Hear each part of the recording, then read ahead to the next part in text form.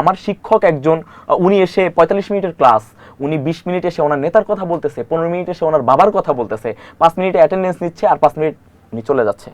এটা regular routine total ইউনিভার্সিটির।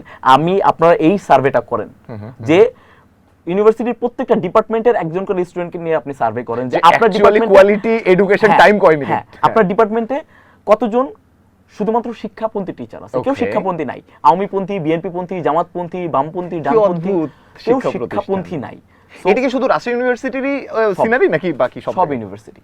সব ইউনিভার্সিটি ওনাদের মানে কাজ অ্যাকচুয়ালি যে ওই যে শিক্ষাগুরুর মর্যাদা আমরা যেটা পড়ে বড় হইছি ওই জিনিসটা এখনকার শিক্ষকদের মধ্যে নাই। আবার এখনকার শিক্ষকরা ডিজার্ভ মানে চায় যে আমরা তাদের পাটা ধুয়ে তাদের জুতাটা পরায় পা ধুয়ে আমি জুতা পরায় দিতে কোনো ইয়া নাই, কিন্তু ওই ইমপ্যাক্টটা তো রাখতে হবে ভাই। অ্যাকচুয়ালি না, আমি ওইটাই বুঝাইলাম যে ওনারা শিক্ষাগুরুর মর্যাদা কবিতাটার ওই লাস্ট লাইনটাই পড়ে, হ্যাঁ যেটা তার দরকার, কিন্তু এর আগেরটা পড়ে না।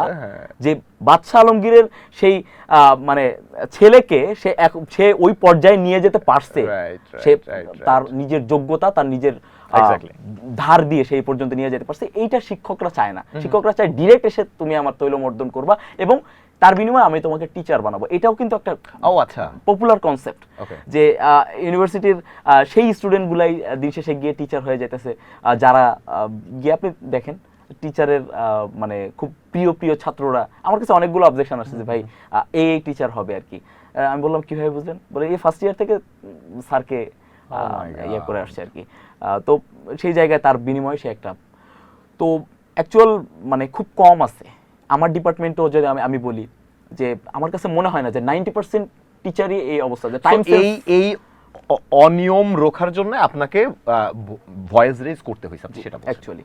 আর সেকেন্ড ব্যাপার যেটা যে নিয়োগ, সো বুকে হাত দিয়ে বলতে পারি এবং ওপেন চ্যালেঞ্জ, এটা যদি কেউ বলতে পারে যে একটা নিয়োগ নিয়ে আমি কথা বলছি, সো মানে আমি আমার বিচার বা আমি আমার শাস্তি আমি নিজে লিখবো যে আমাকে এই শাস্তি দাও, সর্বোচ্চ শাস্তিটাই লিখবো।